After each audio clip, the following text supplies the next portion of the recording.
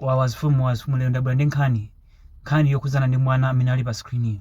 Mwana amene ndi Toera Banda, ndipo mwanayo anali ndi zaka zokwanira 8, ndipo mwanayo anali mu standard 5, mwana wanzeru kwambiri.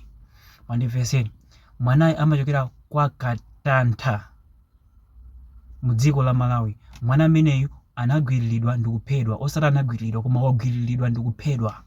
Mwandimvetseni, akuluakulu makamakazi mayi ndimakhala ndikukamba m'mavidiyo mwaine kuti ana anuwo kumaonetsetsa mastepe ena yonse amene akutenga chonde kumasamala ndi ana anuwo. Anthu apanga kidnap ana, anthu agwirira ana, anthu akugulitsa ana, chonde kumakhala osamala ndi ana anuwo. Zimene zindakhala ndikukamba mu mavidiyo. Taonani mwana wang'ono ngati amene, mwana wa zaka 8 kumugwirira kenako ndikumupha. Bwanji akugwini akuluakulu. Tangoganizana akuluakulu.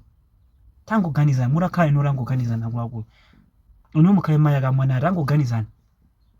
Zinthu zimene zachitika kwa mwana wanu kapena ino ndi bambo aka mwana tangoganizana zikazi kuti zinthu zimene zachitika kwa mwana wanu. Mungave bwanji akulu.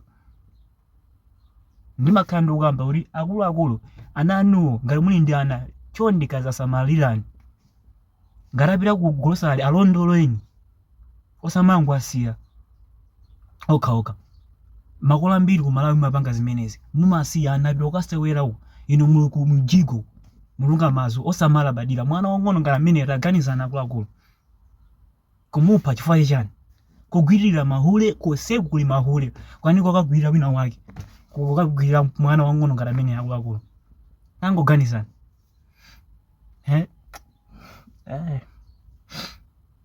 Tangoganizana akuluakulu. Mwana wang'ono ngati amene mwangwiririre, kungwiririra urenga mchira wanu kuika kwa mwana ngati amene. Mwana wa zaka 8. Mwana wa zaka 8 zona ukamugwiririra ino. Ndimakhala ndikukamba kuti anthu panopa ndoyipa, anthu anaipa.